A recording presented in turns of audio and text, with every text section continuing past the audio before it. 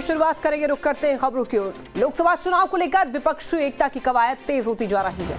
विपक्षी दलों की दूसरी बैठक भी होने वाली है, लेकिन इससे पहले खबर आई कि एनडीए में 6 और छोटे दल शामिल होने वाले, यानी कि विपक्ष ही नहीं, बीजेपी की अगुवाई वाली एनडीए भी अपना कुनबा बढ़ाने में जुटी हुई है। ऐसे में सवाल यह है कि क्या 2024 का रण वाकई बीजेपी वर्सेस ऑल होगा, क्योंकि फिलहाल के सियासी समीकरण तो कुछ और ही कह रहे हैं। इस रिपोर्ट में देखिए। कायर पार्टी है भारतीय जनता पार्टी। चुनाव जब लड़ेंगे तो सब लोगों को साथ लेकर चुनाव लड़ेंगे ना। 2024 का चुनावी रण जैसे जैसे नजदीक आ रहा है, हलचल और सरगर्मी तेज होती जा रही है। एक तरफ है एनडीए और दूसरी तरफ यूपीए। लड़ाई आर पार की है, तो दोनों ही गठबंधन अपना अपना कुनबा बढ़ाने की कवायद में जुटा है। पूरा विपक्ष जहां एक मंच पर आकर बीजेपी को सत्ता से बाहर करने की रणनीति बना रहा है, तो वहीं दूसरी ओर अब एनडीए भी अपना दायरा बढ़ाने में पीछे नहीं है। दरअसल विपक्षी एकता की बैठक से पहले एनडीए में 6 नए दल शामिल होने वाले हैं। इनमें एनसीपी अजीत पवार गुट, एलजेपी रामविलास, हिंदुस्तानी आवाम मोर्चा, राष्ट्रीय लोक समता पार्टी, विकासशील इंसान पार्टी और सुहेल देव भारतीय समाज पार्टी शामिल है।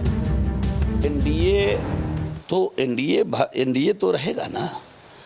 हमारे जो साथी हैं घटक दल के, वो सब हमारे साथी हमारे साथ हैं, मजबूती के साथ हैं। तो चुनाव जब लड़ेंगे तो सब लोगों को साथ लेकर चुनाव लड़ेंगे ना। नरेंद्र मोदी हमारे नेता हैं एनडीए के, ये बात तय है, इसमें कहीं कोई कन्फ्यूजन नहीं है। हम सबको साथ लेकर चलना हमारी परंपरा रही है। हम अपने पुराने नेता आदरणीय स्वर्गीय अटल बिहारी वाजपेयी जी के समय से सभी दल को साथ लेकर चलने का प्रयास किए हैं।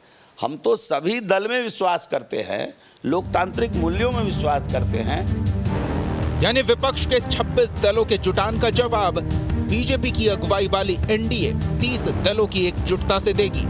ऐसे में एनडीए में सहयोगियों की एंट्री पर सियासत ने भी रफ्तार पकड़ ली है, जहां आरजेडी और जेडीयू को एनडीए का बढ़ता दायरा रास नहीं आ रहा।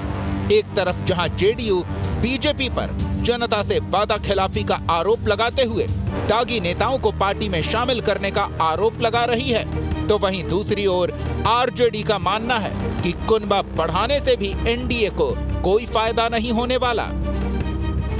कायर पार्टी है भारतीय जनता पार्टी।